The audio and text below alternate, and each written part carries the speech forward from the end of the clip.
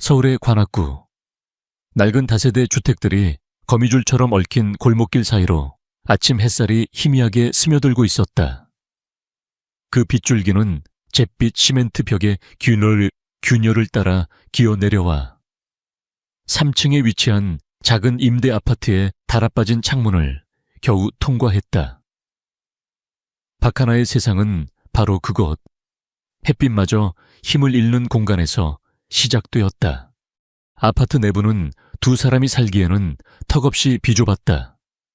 현관문을 열면 곧바로 부엌 겸 거실이 나왔고 그 안쪽으로 작은 방 하나가 전부였다. 벽지는 세월의 흔적을 고스란히 담아 군데군데 누렇게 변색되어 있었고 천장 모서리에는 희미한 곰팡이, 자국이 번져 있었다. 하지만 이런 삭막한 풍경 속에서도 아이러니한 생명력이 느껴졌다. 그것은 6살 난 딸 박소라가 그린 그림들 덕분이었다. 냉장고 문, 낡은 찬장, 심지어는 금이 간 벽 위까지 온통 크레파스로 그린 알록달록한 그림들이 붙어 있었다. 활짝 웃는 해님, 무지개 너머의 성, 그리고 엄마와 손을 잡고 있는 자신의 모습. 소라의 그림들은 잿빛 세상에 뚫린 작은 창문처럼 하나에게 잠시나마 숨 쉴 틈을 주었다. 하나는 싱크대 앞에 서서 쌀을 씻고 있었다. 그녀의 손놀림은 익숙하고 빨랐지만 그 움직임 속에는 깊은 피로가 배어 있었다.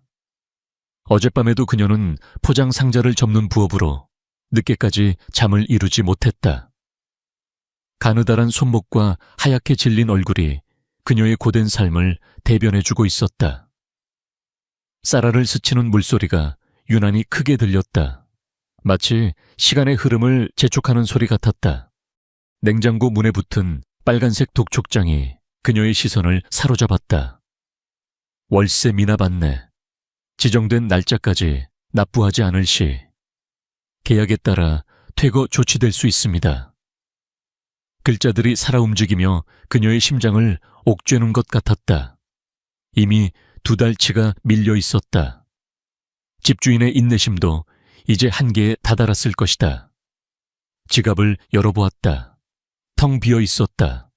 며칠 전 소라의 감기약 값으로 마지막 남은 지폐 몇 장마저 사라졌다. 막다른 골목이었다. 벽에 부딪힌 것처럼 더 이상 나아갈 곳이 보이지 않았다. 엄마, 좋은 아침. 작은 방에서 소라가 토끼 잠옷을 입고 달려나왔다. 밤새 자란 듯 조금 더 길어진 머리카락이 헝클어져 있었지만 아이의 얼굴은 아침 햇살처럼 맑았다. 소라는 곧장 하나에게 달려와 허리를 꼭 껴안았다. 아이의 작은 온기가 하나의 온몸을 녹이는 것 같았다. 우리 소라 잘 잤어. 하나는 애써 미소를 지으며 딸의 머리를 쓰다듬었다.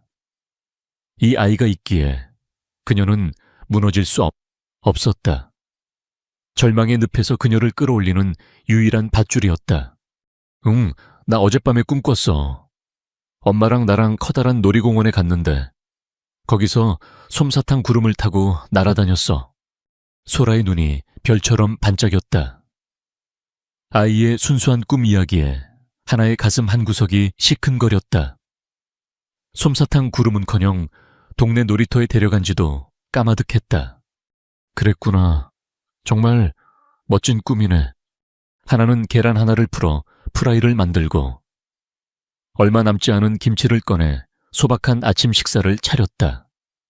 소라는 의자에 앉아 작은 발을 까딱거리며 콧노래를 불렀다. 엄마, 오늘 면접 잘 보고 와. 내가 응원할게. 아이는 제 딴에는 엄마에게 힘을 주려는 듯 주먹을 불끈 쥐어 보였다. 그 모습이 너무나 기특하고 사랑스러워 하나는 눈물이 핑 돌 뻔했다. 고마워, 우리 딸. 엄마 꼭 합격해서 우리 소라 예쁜 원피스도 사주고 맛있는 것도 많이 사줄게. KJ그룹. 대한민국 사람이라면 누구나 아는 최고의 대기업. 그런 곳에 자신이 서류를 통과했다는 것 자체가 기적이었다. 비록 말단 사무직이었지만 합격만 한다면 이 지긋지긋한 가난에서 벗어날 수 있었다. 월세 걱정 없이, 다음 달 식비를 걱정하지 않아도 되는 삶. 그것은 하나에게 너무나 아득한 꿈이었다. 식사를 마친 하나는 면접에 입고 갈 옷을 꺼냈다. 옷장이라고 부르기도 민망한 작은 수납장 안에서 가장 깨끗하고 단정한 옷을 골랐지만 몇 년 전에 큰맘 먹고 산 정장은 이미 유행이 한참 지나 있었다. 블라우스의 소매 끝은 살짝 닳아 있었다. 하지만 이것이 그녀가 가진 최선이었다. 옷을 갈아입는 동안에도 마음은 불안감으로 요동쳤다. 수많은 지원자들 속에서 과연 자신이 뽑힐 수 있을까? 7년이라는 경력 공백은 너무나 큰 약점이었다. 바로 그때 요란한 벨소리가 아파트의 정적을 깨뜨렸다. 휴대폰이었다. 화면에 뜬 박할머니라는 이름에 하나의 심장이 쿵 내려앉았다. 소라를 돌봐주기로 한 아이, 돌봄이었다. 여보세요, 할머니. 아가씨, 미안해서 어쩌지. 나 밤새 끙끙 앓다가 아침에 병원에 왔더니 독감이래. 의사가 꼼짝 말고 며칠은 누워만 있으라고 하네. 오늘 소라를 봐주기가 어렵겠어. 정말 미안해. 수화기 너머로 들려오는 힘없는 목소리에 하나의 머릿속이 하얘졌다. 세상이 무너지는 것 같았다. 이 주변에 아이를 잠시라도 맡길 만한 곳은 없었다. 친척들은 모두 멀리 살았고 도움을 청할 친구도 없었다. 아니에요, 할머니. 괜찮아요. 몸조리 잘하세요. 애써 태어난 목소리로 전화를 끊었지만 손은 부들부디엘 떨리고 있었다. 어떻게 하지? 면접 시간은 앞으로 2시간도 채 남지 않았다. 이미 한번 개인 사정으로 면접을 연기한 터라 다시 약속을 바꿀 수는 없었다. 이번에도 불참한다면 기회는 영원히 사라질 것이다. 하나는 침대 가장자리에 주저앉았다. 눈앞이 캄캄했다. 포기해야 하나. 하지만 포기하는 순간 독촉장의 빨간 글씨가 현실이 되어 닥쳐올 것이다. 소라와 함께 길거리에 나앉게 될지도 모른다. 그 생각만으로도 숨이 막혔다. 엄마, 왜 그래? 어디 아파? 어느새 다가온 소라가 걱정스러운 얼굴로 하나의 무릎에 손을 얹었다. 그 작은 손길에 하나는 결심을 굳혔다. 그래, 이 아이를 위해서라면 무슨 짓인들 못할까? 상식 밖의 일이라는 것도, 무모한 도박이라는 것도 알았다. 하지만 그녀에게는 다른 선택지가 없었다. 하나는 딸의 눈을 똑바로 바라보았다. 그녀의 눈에 비친 자신의 모습은 두려움에 떨고 있었지만 그보다 더 큰 결의가 서려 있었다. 소라야, 우리 오늘 엄마랑 같이 회사에 갈까? 소라의 눈이 동그래졌다. 정말 회사에 와 신난다. 아이는 철없이 기뻐했지만 하나의 마음은 청은망은 무거웠다. 그녀는 무릎을 꿇고 딸과 눈높이를 맞췄다. 대신 엄마랑 약속해야 해. 회사에 가면 아주 조용히, 얌전히 있어야 해. 엄마가 주는 색칠 공부 책만 보고 절대 떠들거나 돌아다니면 안 돼. 할 수 있겠어. 이건 엄마한테 정말 중요한 일이야. 소라는 엄마의 심각한 표정을 읽었는지 고개를 힘차게 위아래로 끄덕였다. 응, 엄마 나 약속할게. 세상에서 제일 조용한 어린이가 될게. 하나는 딸을 꼭 껴안았다. 희망과 절망이 뒤섞인 채 그녀는 마지막 남은 운을 시험해보기로 했다. 낡은 아파트의 현관문을 열고 밖으로 나섰다. 등 뒤로 문이 닫히는 소리가 마치 돌아올 수 없는 강을 건너는 소리처럼 무겁게 울려 퍼졌다. 하나는 소라의 작은 손을 굳게 잡았다. 두 사람의 그림자가 회색 골목길 위로 길게 늘어졌다. 그들이 향하는 곳은 서울의 심장. 모든 욕망과 성공이 집결된 곳이었지만 그들에게는 마치 끝을 알 수 없는 벼랑 끝처럼 아득하게 느껴졌다. 관악구의 낡은 역사를 출발한 지하철은 한강의 탁한 물줄기를 건너 서울의 심장부로 깊숙이 파고들었다. 창밖의 풍경은 페이지를 넘기는 책장처럼 빠르게 변해갔다. 회색빛 주택가와 낡은 상점들이 사라진 자리에 하늘을 찌를 듯 솟아오른 유리와 강철의 빌딩들이 나타나기 시작했다. 지하철 문이 열리고 강남역에 내리는 순간 박하나는 완전히 다른 세상에 발을 들였음을 직감했다. 공기의 질감부터 달랐다. 그녀가 살던 동네에 익숙한 음식 냄새와 사람 사는 냄새 대신 값비싼 향수와 갓 내린 커피향, 그리고 차가운 도시의 금속성 냄새가 코를 찔렀다. 사람들의 걸음걸이는 빠르고 자신감이 넘쳤다. 잘 다려진 명품 정장을 입은 남자들과 최신 유행의 옷을 입은 여자들이 그녀의 곁을 스쳐 지나갔다.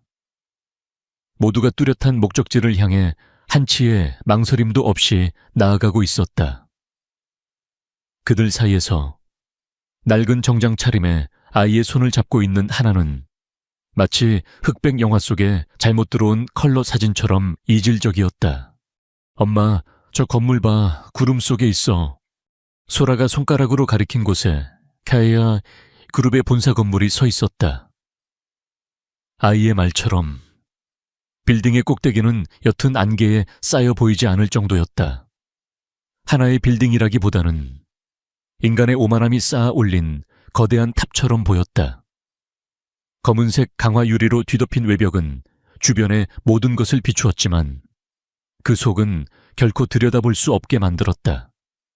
마치 세상을 내려다보되 세상과는 섞이지 않겠다는 선언 같았다. 하나는 심호흡을 하고 소라의 손을 더욱 꽉 잡았다. 거대한 건물 입구의 회전문을 통과하는 순간 바깥의 소음이 거짓말처럼 사라졌다. 그들을 맞이한 것은 완벽한 정적과 서늘한 냉기였다. 로비는 운동장만큼이나 넓었고 바닥은 거울처럼 맑은 대리석으로 깔려 있어 그들의 초라한 모습이 그대로 비쳤다. 높은 천장에는 현대 미술가의 작품으로 보이는 거대한 설치물이 매달려 있었고 벽에는 KJ그룹의 역사를 보여주는 영상이 소리 없이 흐르고 있었다. 모든 것이 거대하고 비싸고 또 차가웠다. 이곳에서 일하는 사람들은 하나와는 다른 종족처럼 느껴졌다. 그들의 얼굴에는 감정이 거의 드러나지 않았고 움직임은 기계처럼 정확했다. 하나는 자기도 모르게 움츠러들었다. 이곳은 그녀가 속한 세상이 아니었다. 들어와서는 안 될 곳에 잘못 발을 들인 불청객이 된 기분이었다. 안내 데스크로 다가갔다. 데스크 너머에는 항공사 승무원처럼 단정한 유니폼을 입은 여직원이 앉아 있었다. 그녀는 잡지 모델처럼 완벽한 미소를 지으며 하나를 맞이했다. 안녕하십니까? 무엇을 도와드릴까요? 목소리는 상냥했지만 그녀의 눈은 하나와 소라를 위아래로 빠르게 훑었다. 그 짧은 순간에 하나의 낡은 옷과 불안한 표정, 그리고 아이의 존재까지 모두 스캔하는 듯한 차가운 시선이었다. 오늘 11시에 강지훈 대표님과 면접 약속이 잡혀 있는 박하나라고 합니다. 하나의 목소리가 미세하게 떨렸다. 여직원은 컴퓨터 화면을 보며 손가락을 빠르게 움직였다. 네, 박하나님. 11시 면접 예약 확인되셨습니다. 그런데 예약 내용에는 아이에 대한 언급은 없으신데요. 그녀의 목소리 톤은 여전히 상냥했지만 그 안에 담긴 의미는 날카로운 칼날 같았다. 여기에 아이를 데려오는 사람은 없다는 무언의 질책이었다. 하나의 얼굴이 붉어졌다. 준비했던 변명을 더듬거리며 꺼냈다. 죄송합니다. 오늘 갑자기 아이를 봐주시기로 한 분이 몸이 안 좋으셔서 정말 부득이한 사정이었습니다. 절대 폐를 끼치지 않도록 하겠습니다. 아이는 아주 얌전히 있을 겁니다. 여직원의 미소에 미세한 균열이 생겼다. 그녀는 잠시 망설이는 듯 하더니 이내 내선 전화를 들었다. 김 비서님, 38층 대표님실입니다. 11시 면접자이신 박하나님이 도착하셨는데 어린아이를 동반하셨습니다. 어떻게 할까요? 수화기 너머로 짧은 대화가 오갔다. 하나는 숨을 죽이고 결과를 기다렸다. 심장이 발끝까지 떨어지는 것 같았다. 여기서 쫓겨난다면 모든 것이 끝이었다. 전화를 끄는 여직원은 다시 완벽한 미소를 지었다. 일단 올라가시죠. 38층에서 김 비서님이 안내해 주실 겁니다. 감사합니다. 감사합니다. 하나는 연신 고개를 숙였다. 방문증을 받아 엘리베이터로 향하는 동안 등 뒤에서 느껴지는 따가운 시선을 애써 무시했다. 엘리베이터는 소리 없이 상승했다. 숫자가 빠르게 올라가는 동안 소라는 신기한 듯 창밖을 내다봤지만 하나는 차가운 벽에 등을 기댄 채 눈을 감았다. 제발, 제발 모든 것이 잘 풀리게 해달라고 간절히 기도했다. 38층의 문이 열리자 로비와는 또 다른 세상이 펼쳐졌다. 대표이사실이 있는 층답게 모든 것이 최고급 자재로 꾸며져 있었다. 공기마저 더 희박하고 귀하게 느껴졌다. 깔끔한 정장 차림의 젊은 남자가 그들을 기다리고 있었다. 바로 강지훈 대표의 비서 김민준이었다. 박하나님 되십니까? 저는 대표님을 모시는 김민준 비서입니다. 그는 정중하게 인사했지만 그의 시선 역시 소라에게 닿자 순간 멈칫했다. 그의 얼굴에 스쳐 지나간 것은 당혹감과 명백한 난처함이었다. 김 비서의 내면에서는 짧은 갈등이 일었다. 대표님의 시간은 분초를 다투어 관리된다. 면접은 중요한 인재를 뽑는 자리이지 아이의 재롱을 보는 자리가 아니다. 원칙대로라면 돌려보내는 것이 맞았다. 하지만 그의 눈에 비친 여자의 얼굴은 금방이라도 울음을 터뜨릴 것처럼 절박해 보였다. 그녀의 눈은 제발이라고 소리 없이 외치고 있었다. 그는 대표님의 불호령을 감수할 것인가, 아니면 이 절박한 여자의 사정을 외면할 것인가를 순간적으로 저울질했다. 대표님께서는 지금 잠시 통화 중이십니다. 곧 면접을 시작하실 겁니다. 그런데 아이는 죄송합니다. 비서님, 사정이 정말 죄송합니다. 저기서 그림책만 보고 조용히 있을 겁니다. 절대 방해되지 않도록 하겠습니다. 하나가 다시 한번 고개를 숙였다. 김 비서가 작게 한숨을 쉬었다. 그는 결정을 내렸다. 알겠습니다. 그럼 저쪽 소파에서 잠시만 기다려 주십시오. 아이가 절대 소란을 피우지 않도록 각별히 신경 써주시기 바랍니다. 네네, 정말 감사합니다. 하나는 구원이라도 받은 듯 안도의 한숨을 내쉬었다. 그녀는 소라를 가장 구석진 곳에 있는 푹신한 가죽 소파에 앉혔다. 그리고 가방에서 낡은 색칠 공부 책과 크레파스 한 묶음을 꺼내주었다. 소라야, 이제부터 정말 중요해. 엄마가 다시 올 때까지 여기서 꼼짝도 하면 안 돼. 알았지? 이 그림책만 보는 거야. 소라는 고개를 끄덕이며 벌써 공주님 그림에 노란색 크레파스를 칠하기 시작했다. 아이는 주변의 무겁고 차가운 분위기를 전혀 감지하지 못하는 듯 했다. 그 순수함이 하나의 마음을 더욱 아프게 찔렀다. 하나는 딸에게서 몇 걸음 떨어진 의자에 꼿꼿하게 앉았다. 등줄기로 식은땀이 흘렀다. 지나가는 직원들이 힐끔거리며 던지는 시선이 비수처럼 느껴졌다. 시간은 흐르지 않고 고여 있는 것 같았다. 소라가 크레파스로 종이를 칠하는 소리, 멀리서 들려오는 키보드 소리, 그리고 자신의 심장이 세차게 뛰는 소리만이 세상의 전부인 것처럼 느껴졌다. 거대한 강철성의 차가운 문 앞에서 그녀는 오직 딸의 작은 온기에 의지한 채 운명의 순간을 기다리고 있었다. 대표님께서 지금 들어오시라고 하십니다. 김민준 비서의 목소리가 박하나의 귓가에 낮게 울렸다. 그 소리에 하나는 퍼뜩 정신을 차렸다. 그녀는 마지막으로 소라를 돌아보았다. 아이는 여전히 색칠 공부에 몰두해 있었다. 그 평화로운 모습이 오히려 하나의 불안감을 증폭시켰다. 김 비서가 묵직한 원목 문을 열었다. 문이 열리는 순간 하나의 눈앞에 펼쳐진 광경에 그녀는 잠시 숨을 멈췄다. 그곳은 사무실이라기보다는 권력의 중심부를 그대로 옮겨놓은 듯한 공간이었다. 방의 한쪽 벽면 전체가 통유리로 되어 있어 서울의 정형이 파노라마처럼 펼쳐져 있었다. 발 아래 장난감처럼 보이는 수많은 빌딩들과 끝없이 이어진 도로 위 자동차들의 행렬. 이 도시의 모든 것이 이 남자의 발 아래 있는 것 같았다. 방 안에는 거대한 흑단 책상과 의자 몇 개가 전부였다. 불필요한 장식 하나 없는 극도의 미니멀리즘은 오히려 공간을 더욱 압도적으로 만들었다. 그리고 그 공간의 중심에 통유리창을 등지고 서 있는 한 남자가 있었다. 강지훈이었다.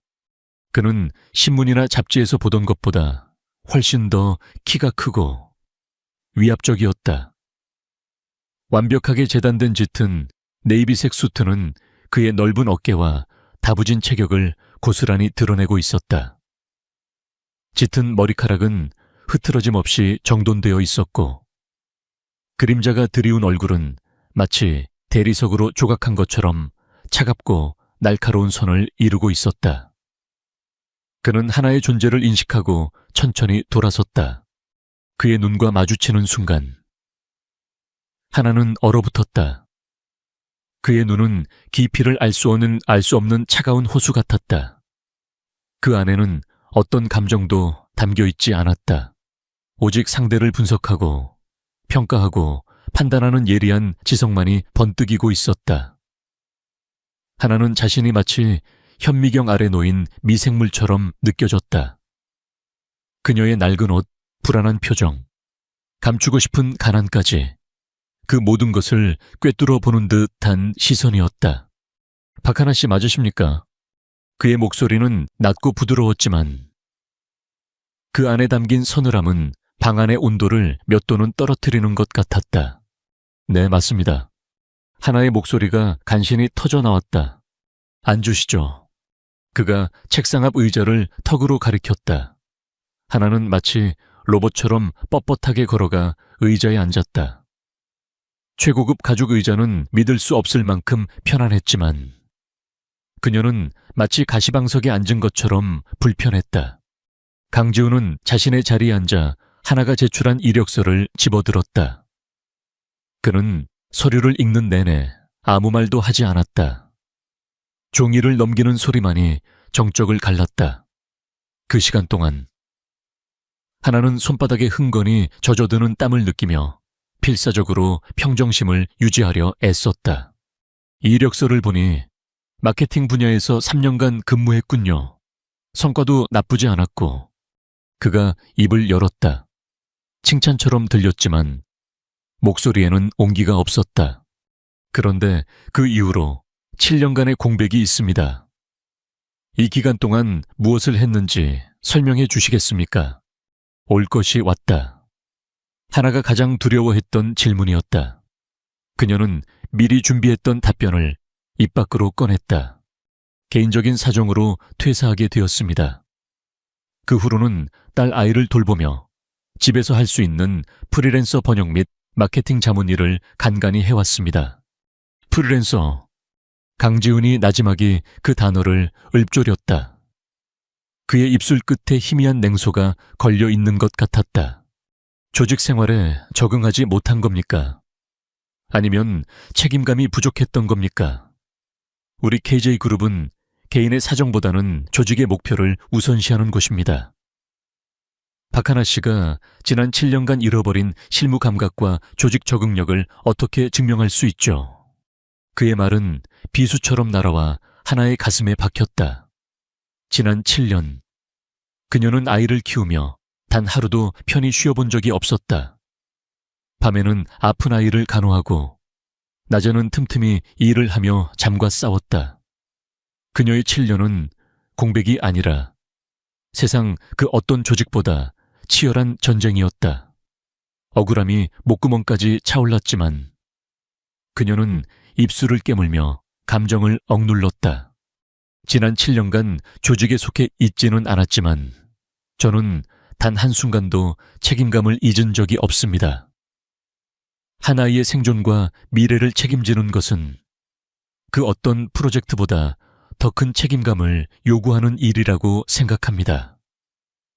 저는 그 과정에서 인내심과 위기 대처 능력, 그리고 제한된 자원으로 최상의 결과를 만들어내는 법을 배웠습니다. 하나의 목소리는 떨리지 않았다. 그녀의 눈은 강지훈의 차가운 시선을 피하지 않고 똑바로 마주 보았다. 그 순간 강지훈의 눈썹이 미세하게 꿈틀했다. 예상치 못한 답변에 흥미를 느낀 것인지 아니면 그저 가소롭다고 생각한 것인지 알 수 없었다. 그가 다시 입을 열어 무언가 더 날카로운 질문을 던지려던 바로 그 순간이었다. 기익. 묵직한 원목문이 아주 조심스럽게 아주 조금 열리는 소리가 났다. 하나의 심장이 멎는 것 같았다. 설마, 제발. 열린 문틈으로 작은 머리 하나가 쏙 들어왔다. 동그란 눈, 헝클어진 머리카락, 박소라였다. 아이는 엄마를 찾으러 온 듯 조심스럽게 방 안을 두리번거리고 있었다. 죄송합니다. 대표님, 바로... 김 비서가 사색이 되어 달려들어와 아이를 막으려 했지만 이미 늦었다. 소라의 시선이 방 안을 한 바퀴 돌았다. 그리고 마침내 거대한 책상 뒤에 앉아있는 강지훈에게가 닿았다. 아이의 동그란 눈이 그 순간 세상에서 가장 큰 원이 되었다. 입이 살짝 벌어졌다. 아이는 움직이지 않았다. 마치 세상에서 가장 신기하고 놀라운 것을 발견한 사람처럼 그 자리에 못 박힌 듯 서 있었다. 손에 들고 있던 색칠 공부 책과 크레파스가 힘없이 바닥으로 떨어졌다. 알록달록한 크레파스들이 값비싼 카펫 위로 대구르르 굴러갔다. 강지훈의 얼굴에 떠오른 것은 명백한 불쾌감이었다. 하나의 얼굴은 새하얗게 질려 있었다. 시간은 멈췄다. 방 안에 모든 공기가 얼어붙었다. 그리고 그 얼어붙은 정적을 깨뜨린 것은 아이의 맑고 높은 목소리였다. 얼굴 가득 놀라움과 순수한 기쁨이 번지며 소라는 망설임 없이 강지훈을 향해 달려갔다. 작은 두 팔을 벌린 채 아이는 온 힘을 다해 외쳤다. 아빠. 그 한마디가 거대한 유리창을 깨뜨리는 소리처럼 압도적인 침묵을 산산조각냈다. 아바 맞지. 소라는 거대한 책상을 돌아 달려가 아무런 저항도 하지 못한 채 굳어버린 강지훈의 다리를 와락 껴안았다. 아이는 아빠를 찾았다는 기쁨에 겨워 그의 다리에 자신의 작은 뺨을 부볐다. 세상의 모든 소리가 사라졌다. 하나의 귀에는 오직 자신의 심장이 터질 듯이 울리는 소리와 아이의 천진난만한 목소리만이 메아리치고 있었다. 아빠라는 그 세 글자가 강지훈의 다리에 매달린 작은 온기는 현실감이 없었다. 마치 아주 정교하게 만들어진 인형이 그의 다리를 붙잡고 있는 것 같았다. 아이의 머리카락에서 나는 샴푸 향, 작은 숨소리, 그의 바지를 꽉 쥔 가느다란 손가락의 힘, 그 모든 감각이 뇌에 전달되었지만 그의 이성은 그것을 현실로 받아들이기를 거부했다. 그의 머릿속은 수만 개의 회로가 한꺼번에 타버린 것처럼 정지했다. 지난 10년간 그는 단 한 번도 자신의 통제력을 잃어본 적이 없었다. 수조 원이 오가는 협상 테이블에서도 적대적 M&A의 위기 속에서도 그는 냉정함을 유지했다. 감정은 비즈니스에 있어 가장 불필요한 사치라고 믿었다. 그런데 지금 이 작은 아이의 아빠라는 한마디에 그의 철옹성이 속절없이 무너져 내리고 있었다. 정적이 흐르는 동안 김비서는 안절부절 못하며 서 있었고 박하나는 유령처럼 하얗게 질린 얼굴로 딸을 향해 손을 뻗었지만 차마 다가가지 못했다. 그녀의 눈에는 공포와 절망이 뒤섞여 있었다. 몇 초 혹은 몇 분 같았던 시간이 흐른 후 지훈의 멈췄던 사고 회로가 재가동되기 시작했다. 하지만 그것은 따뜻한 감성이 아닌 차가운 이성이었다. 그의 뇌는 가능한 모든 시나리오를 빠른 속도로 분석했다. 이것은 함정이다. 결론은 명확했다. 웨스트레이크 그룹과의 합병 발표를 불과 일주일 앞둔 시점. 그의 약혼 여인 최유진과의 결혼이 몇 달 남지 않은 시점. 타이밍이 너무나 절묘했다. 이것은 우연이 될 수 없었다. 경쟁사가 심어놓은 스파인가? 아니면 그의 재산을 노린 전문적인 사기꾼인가? 그는 눈앞의 여자 박하나를 다시 훑어보았다. 낡은 정장, 겁에 질린 표정. 하지만 저런 연약한 모습 뒤에 얼마나 치밀한 계획이 숨어 있을지 모르는 일이다. 그의 눈빛이 급격하게 차가워졌다. 분석이 끝나자 감정이 설 자리는 없었다. 그의 눈에 더 이상 박하나는 절박한 구직자가 아니었다. 그의 제국을 위협하는 리스크였다. 그의 얼음장 같은 시선이 박하나에게 향했다. 그가 막 입을 열어 이 우스꽝스러운 연극의 목적을 추궁하려던 그때였다. 지훈 씨, 점심 약속 잊은 건 아니죠? 내가 제일 좋아하는 레스토랑으로 예약해뒀는데 사무실 문이 열리며 목소리만큼이나 화려한 여인이 들어섰다. 최유진이었다. 그녀는 머리부터 발끝까지 최고급 명품으로 치장하고 있었다.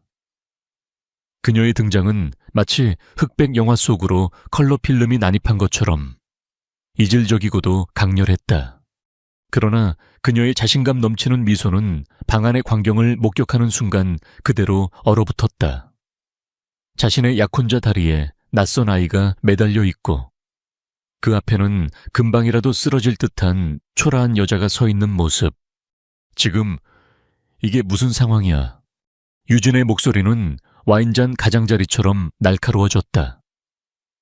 그녀의 눈은 박하나를 경멸적으로 훑어본 후 지훈에게로 향했다. 그 눈빛은 당장 설명해라고 말하고 있었다. 지훈은 소라의 머리 너머로 유진을 바라보며 냉소적으로 말했다. 보시다시피 내 딸을 소개받고 있는 중이야. 뭐라고? 유진의 완벽하게 다듬어진 눈썹이 꿈틀했다. 아닙니다. 절대 그런 게 아니에요. 박하나가 필사적으로 외쳤다. 그녀는 앞으로 나서며 소라를 떼어내려 했다. 소라야, 이리 와. 어서, 이분은 아빠가 아니야. 어서. 하지만 소라는 지훈의 다리를 더욱 꽉 끌어안았다. 아이는 울먹이며 외쳤다. 아니야. 엄마, 이 아저씨 맞아. 사진 속 아저씨랑 똑같단 말이야. 서연 이모랑 같이 있던 그 아저씨. 세어연 이모. 그 이름이 언급되는 순간 방 안의 공기가 다시 한번 멈췄다. 최유진의 입에서는 비웃음이 터져 나왔다. 기가 막혀. 어디서 죽은 사람 이름까지 팔아가면서 참 치밀하기도 하지. 하지만 강지훈은 달랐다. 이세어연. 그 이름은 그의 기억 가장 깊은 곳. 자물쇠로 잠가두었던 상자 속에 봉인된 이름이었다. 그 이름이 불리는 순간 그의 뇌리에서 먼지 쌓인 필름이 돌아가기 시작했다. 햇살이 쏟아지던 대학 캠퍼스. 잔디밭에 누워 책을 읽던 그녀. 유난히 짙은 녹색 눈동자로 자신을 보며 웃던 그녀의 얼굴. 지훈 씨는 너무 야망이 커서 탈이야. 라고 투정 부리던 목소리. 그 모든 것이 한꺼번에 되살아났다. 그는 서연의 눈을 기억했다. 그리고 지금 자신의 다리에 매달린 이 아이의 눈이 그 기억 속에 눈동자와 섬뜩할 정도로 닮아 있다는 것을 깨달았다. 지훈의 표정에서 냉소와 분노가 사라졌다. 그 자리에는 깊은 혼란과 그 자신도 정체를 알 수 없는 강렬한 감정이 들어찼다. 그는 박하나에게로 시선을 돌렸다. 그의 눈빛은 더 이상 그녀를 사기꾼으로 보고 있지 않았다. 이소연을 알아? 그의 목소리는 낮게 잠겨 있었다. 그 질문에 답하기 전에 당신 딸이라는 이 아이부터 설명해야 할 거야. 유진이 참지 못하고 끼어들었다. 그녀는 지훈의 팔을 잡으며 그를 자신 쪽으로 돌리려 했다. 지훈 씨, 이런 말도 안 되는 사기극에 노란하지 마. 당장 보안팀을 불러서 저 여자랑 애 끌어내. 하지만 지훈은 유진의 손을 조용히, 하지만 단호하게 뿌리쳤다. 그의 시선은 여전히 박하나에게 고정되어 있었다. 유진아. 그가 처음으로 유진의 이름을 불렀다. 잠깐 나가 있어 줄래? 그것은 부탁이 아니었다. 거절할 수 없는 명령이었다. 유진은 믿을 수 없다는 표정으로 그를 바라보았다. 자신의 약혼자가 저런 볼품없는 여자 앞에서 자신에게 나가라고 명령하고 있었다. 지금 제정신이야. 저 여자가 무슨 말을 하는지 들어보려고. 나가 있어. 지훈의 목소리는 한층 더 낮아졌다. 그 안에는 더 이상의 논쟁을 허용하지 않겠다는 차가운 결의가 담겨 있었다. 유진은 분노로 얼굴이 하얗게 질렸지만 이내 입술을 깨물고 돌아섰다. 그녀는 나가기 전 박하나를 향해 증오가 가득 담긴 시선을 쏘아붙이는 것을 잊지 않았다. 묵직한 문이 닫히고 사무실에는 다시 세 사람만이 남았다. 이제 방 안을 지배하는 것은 더 이상 당혹감이 아니었다. 진실을 목전에 둔 숨막히는 긴장감이었다.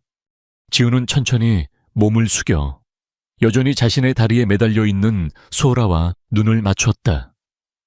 그리고 아이의 얼굴을, 눈을, 코를, 입을 자세히 들여다보았다.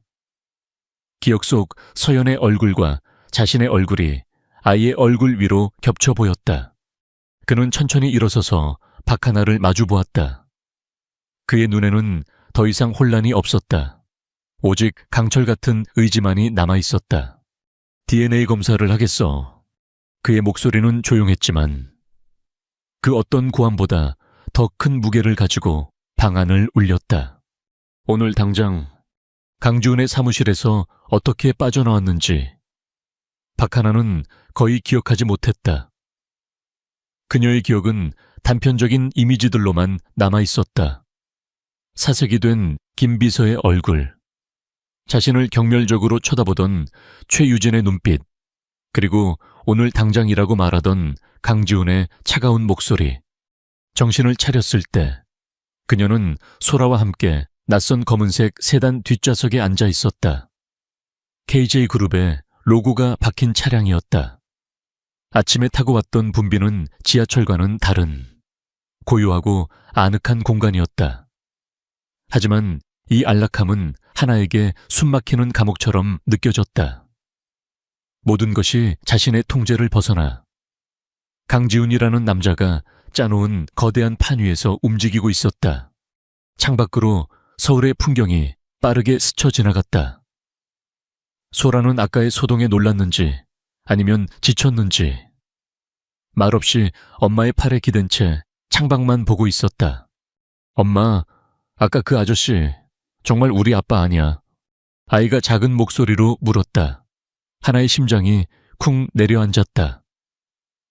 지난 6년간 그녀는 소라에게 아빠에 대해 거짓말을 해왔다. 아빠는 서연 이모와 함께 하늘나라에 있는 아주 멋진 분이라고. 그 편안한 거짓말의 세계가 오늘 산산조각 났다. 소라야, 그건 집에 가서 엄마가 다 설명해 줄게. 집, 그 낡고 비좁은 공간이 지금은 세상에서 가장 간절한 피난처였다.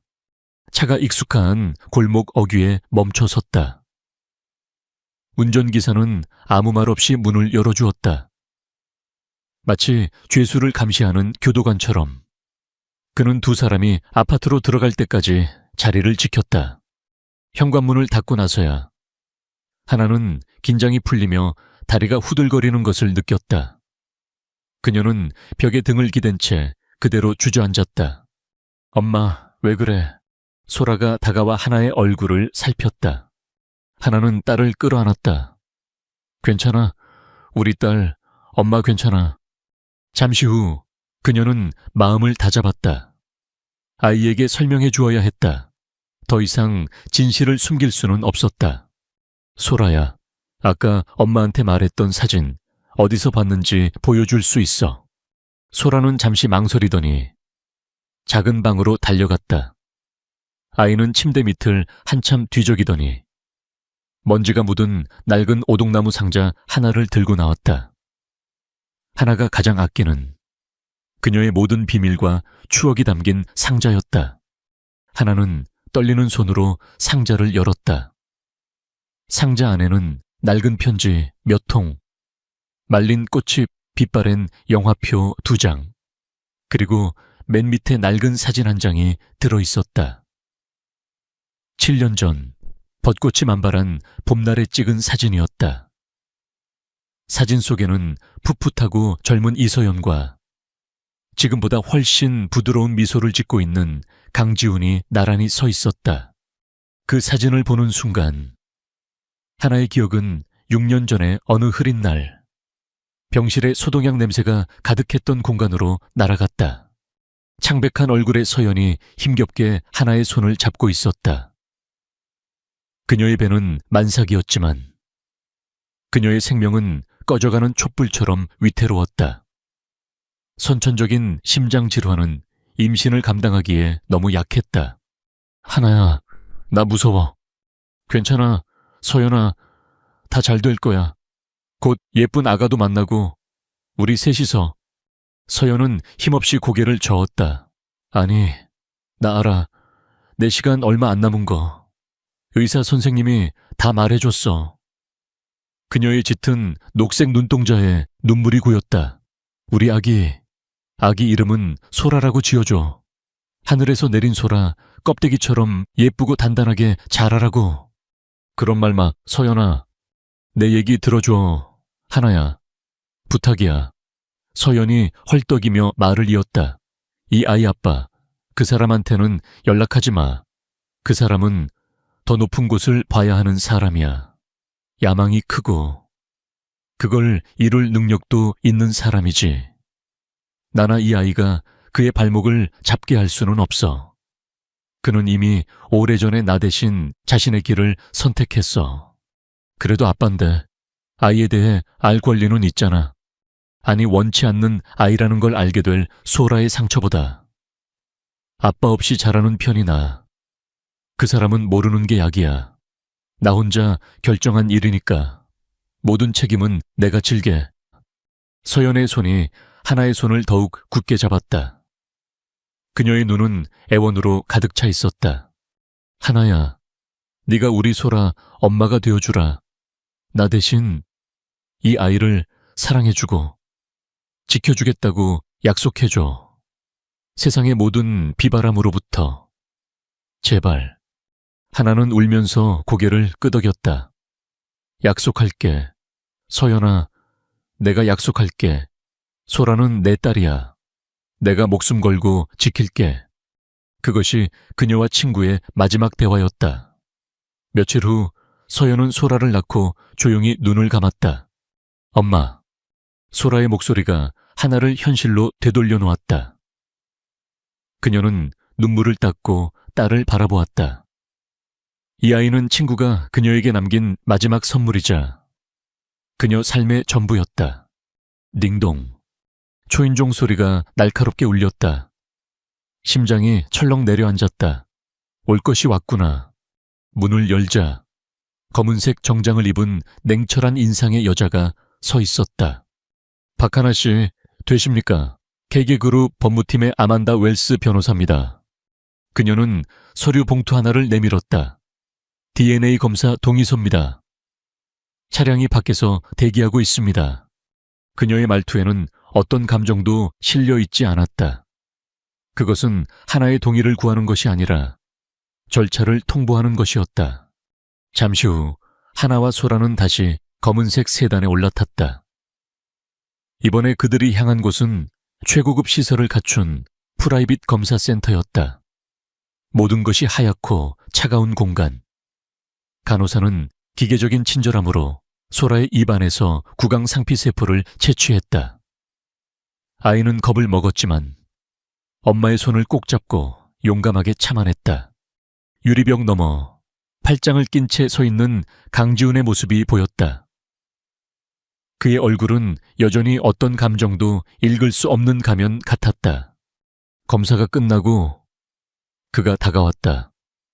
그리고 컨설팅 룸이라는 작은 방으로 하나를 이끌었다. 문이 닫히자 그는 본론으로 들어갔다. 진실을 말해주시오. 전부 다. 하나는 더 이상 두렵지 않았다. 서연과의 약속이 그녀에게 용기를 주었다. 그녀는 강지훈의 눈을 똑바로 마주 보았다.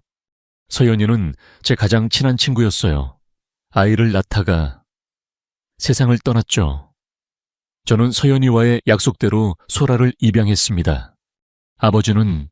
서연이는 제게 아버지의 이름을 말해주지 않았어요. 단지 이렇게만 말했죠. 그는 야망이 크고 추진력이 강하며 자신보다 자신의 경력을 선택한 사람이라고. 하나의 마지막 말에 강지훈의 턱 근육이 꿈틀거렸다.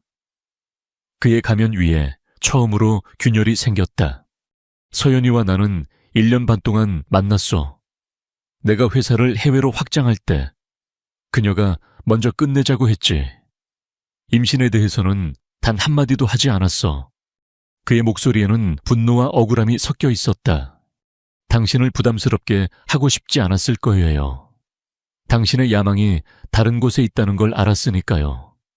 하나가 조용히 말했다. 그래서 서연이는 당신에게 존재조차 몰랐던 딸을 남기는 대신 원치 않는 아이라는 상처로부터 소라를 보호하는 길을 택한 거예요. 그리고 이제 와서 당신은 우연히 내 회사에 면접을 보러 나타났고 그의 목소리에 다시 날카로운 의심이 스쳤다. 오늘까지 당신이 누구인지 전혀 몰랐습니다. 하나는 단호하게 말했다.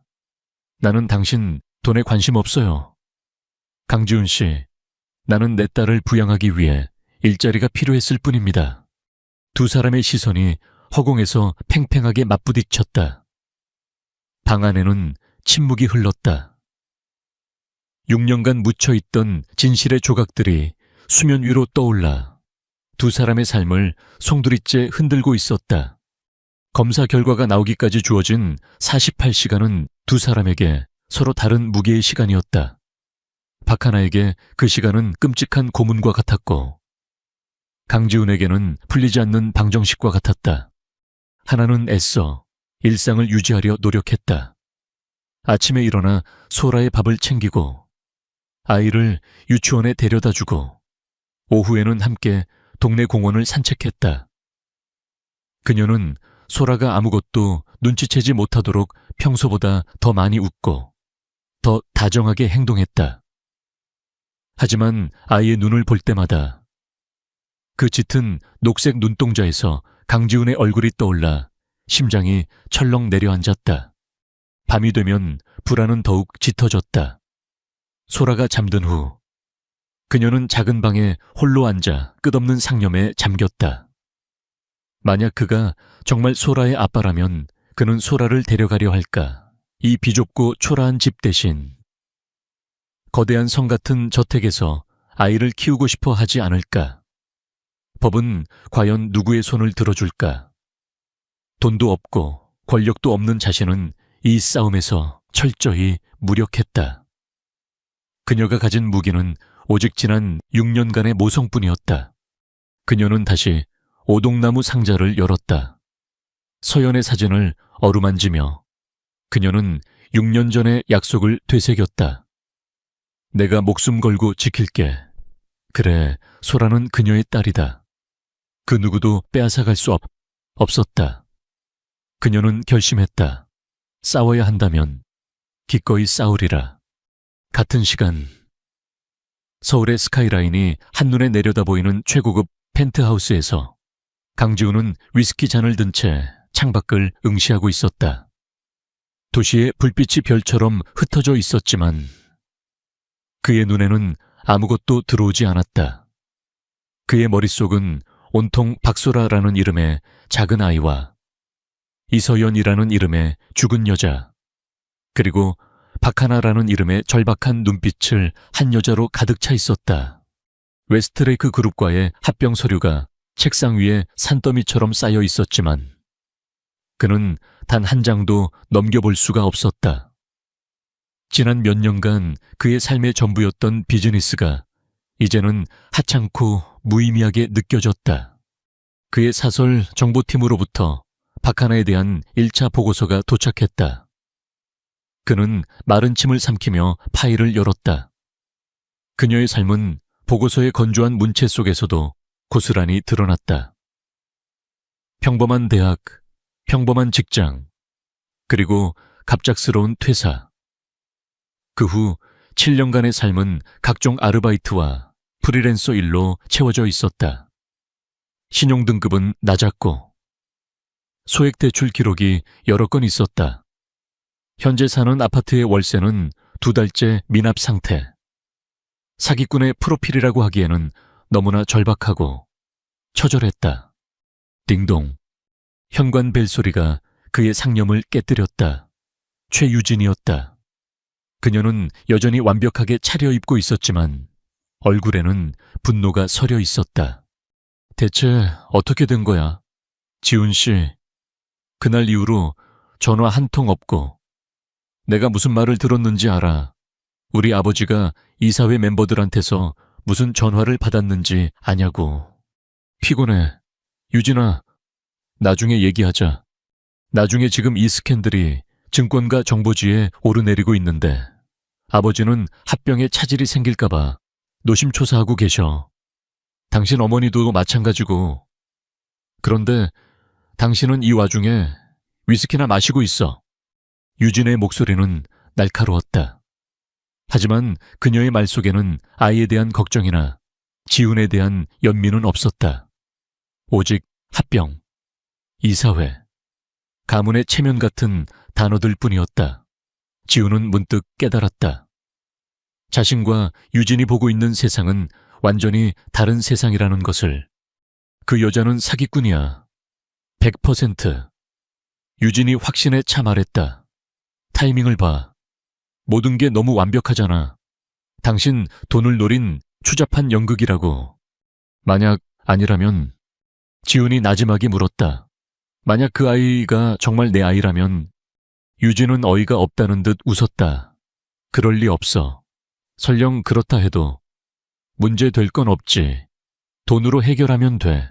조용히 양육비를 주고 다신 우리 눈앞에 나타나지 않게 하면 그만이야. 우리 세계에선 다들 그렇게 해. 우리 세계. 지훈은 그 단어가 유난히 귀에 거슬렸다. 유진이 그의 곁으로 다가와 팔짱을 끼웠다. 지훈 씨, 쓸데없는 감상에 빠져 있지 마. 당신은 케이저 그룹의 수장이야. 곧 나와 결혼해서 더 큰 제국을 만들어야 할 사람이고 그런 사소한 문제는 변호사들한테 맡겨버려. 그 순간 지훈은 그녀의 손을 조용히 뿌리쳤다. 유진의 얼굴이 굳어졌다. 나가줘. 지금은 혼자 있고 싶어.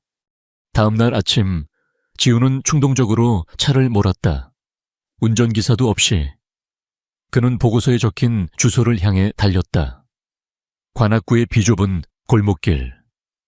그의 고급 세단은 그곳의 풍경과 어울리지 않았다. 그는 길가에 차를 세우고 낡은 다세대 주택의 입구를 응시했다. 얼마 지나지 않아 익숙한 두 사람이 걸어 나왔다. 박하나와 박소라였다.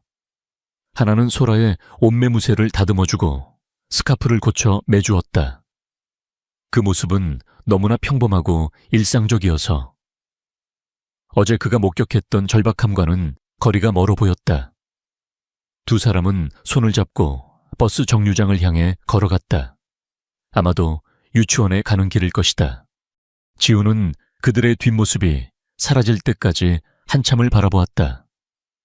저 평범하고 소박한 삶, 자신이 단 한 번도 경험해보지 못한 세계였다. 만약 저 아이가 정말 자신의 딸이라면 자신은 지난 6년간 아이의 삶에서 무엇을 놓친 것일까? 첫 걸음마, 첫 옹알이, 유치원 입학식. 그 모든 순간에 자신은 없었다. 가슴 한구석에서 묵직한 통증이 느껴졌다. 다시 펜트하우스로 돌아온 그는 마치 도망치듯 일에 몰두했다. 그렇게 시간이 흘러 약속된 48시간이 지났다. 오후 4시 정각, 그의 개인 메일함에 날카로운 알림음과 함께 새로운 메일이 도착했다. 발신인은 서울 유전자 검사센터였다. 심장이 쿵 하고 바닥으로 떨어지는 것 같았다. 그는 마우스를 쥔 채 한참을 망설였다. 이 파일을 여는 순간 자신의 삶은 이전과 결코 같을 수 없을 것이다. 그는 눈을 감았다가 떴다. 그리고 파일을 클릭했다. 화면에 PDF 문서가 나타났다. 복잡한 표와 전문 용어들이 나열되어 있었다. 하지만 그의 시선은 오직 한 곳에 고정되었다. 문서 하단에 굵은 글씨로 적힌 최종 결론. 친자 관계 확률 99.9998%.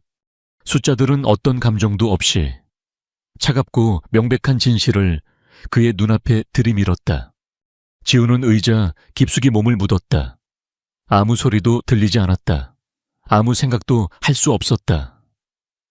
거대한 해일에 휩쓸린 것처럼 그의 모든 사고가 정지했다. 그는 자신의 딸이다. 이소연은 자신의 아이를 임신한 채 죽었다. 그리고 자신은 지난 6년간 그 모든 사실을 모른 채 살아왔다. 분노, 죄책감, 후회, 그리고 정체를 알 수 없는 슬픔이 한꺼번에 몰려와 그의 숨을 막았다. 그는 창밖의 도시를 보았다. 자신이 평생을 바쳐 이룩한 왕국. 하지만 저 모든 것을 준다 해도 딸 아이의 잃어버린 6년을 되돌릴 수는 없었다. 한참의 시간이 흐른 후 그는 자리에서 일어났다. 그의 얼굴에서 모든 감정이 사라져 있었다. 그는 다시 KA그룹의 수장, 강지훈의 얼굴로 돌아와 있었다. 그는 휴대폰을 들었다. 그리고 익숙한 번호를 눌렀다. 박하나의 번호가 아니었다. 최유진의 번호도, 그의 어머니의 번호도 아니었다. 나 강지훈이요. 아만다 웰스 변호사 바꿔주시오. 수화기 너머로 잠시 소란이 인 후 냉철한 여성의 목소리가 들려왔다. 대표님, 아만다입니다. 지우는 창밖을 보며 차갑고 단호한 목소리로 말했다. 서류를 준비하시오.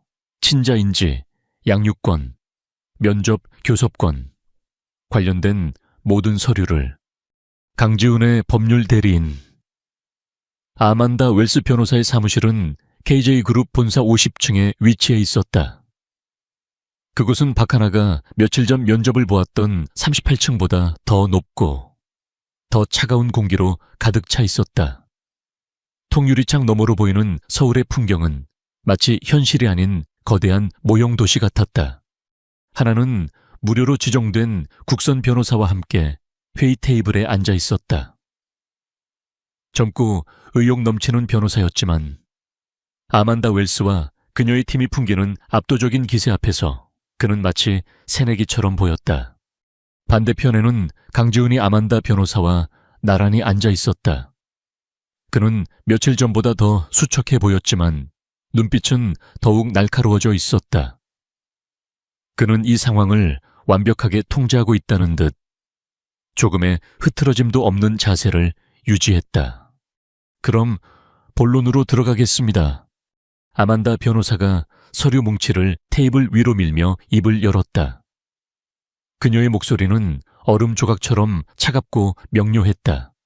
이 서류는 강지훈 대표님의 친자인지, 그리고 박소라 양에 대한 향후 양육 계획 및 지원에 관한 협의서입니다. 하나의 변호사가 조심스럽게 서류를 받아 들었다. 그의 눈이 서류 위를 훑어 내려가면서 점점 더 커졌다. 그는 놀라움을 감추지 못하고 하나에게 속삭였다. 박하나 씨, 이건 상상을 초월하는 조건입니다. 서류에는 숫자들이 빼곡히 적혀 있었다. 강남 최고급 주상복합 아파트 제공. 소라가 성인이 될 때까지의 모든 교육비, 국내외 최고 수준 및 유학 비용 전액 지원.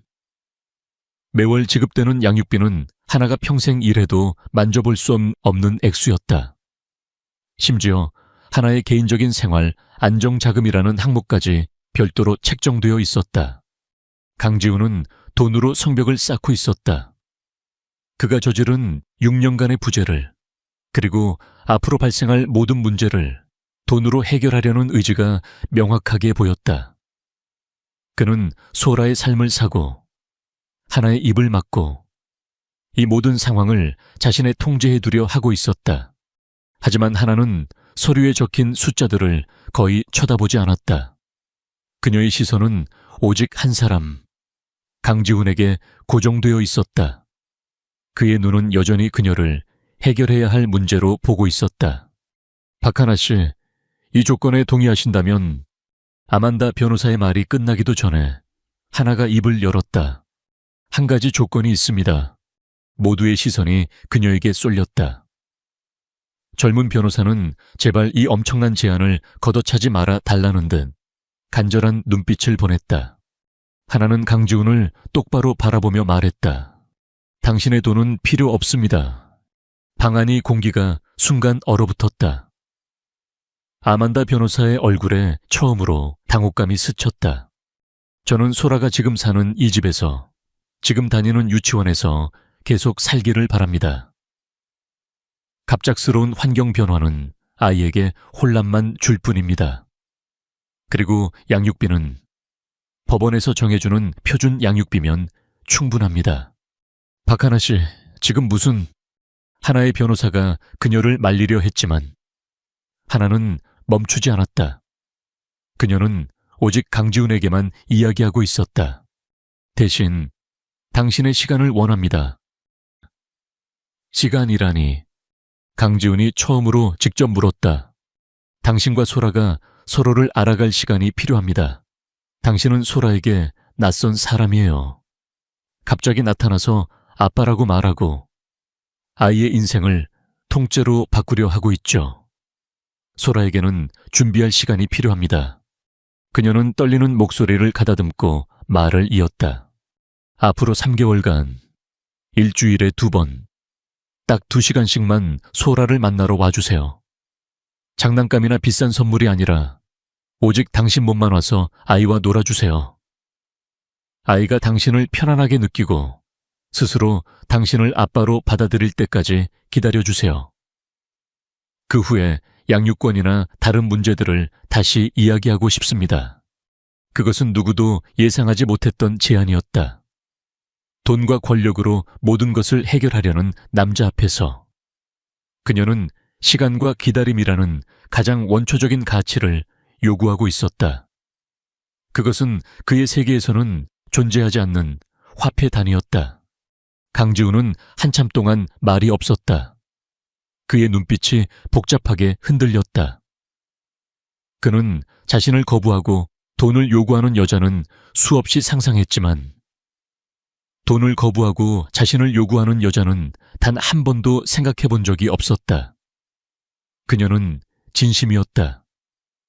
그녀의 눈에는 어떤 계산도, 어떤 욕심도 없었다. 오직 딸을 지키려는 어머니의 절박함만이 담겨 있었다. 어서. 마침내 그가 입을 열었다. 당신 조건을 받아들이지. 며칠 후 토요일 오후, 하나는 평소보다 더 정성껏 집을 청소하고 소라에게 가장 예쁜 원피스를 입혔다. 강지훈이 오기로 약속한 첫날이었다. 심장이 터질 것처럼 두근거렸다. 약속 시간 정각에 초인종이 울렸다. 문을 열자 그가 서 있었다. 최고급 정장 대신 비싸 보이지만 한결 편안해 보이는 캐주얼 차림이었다.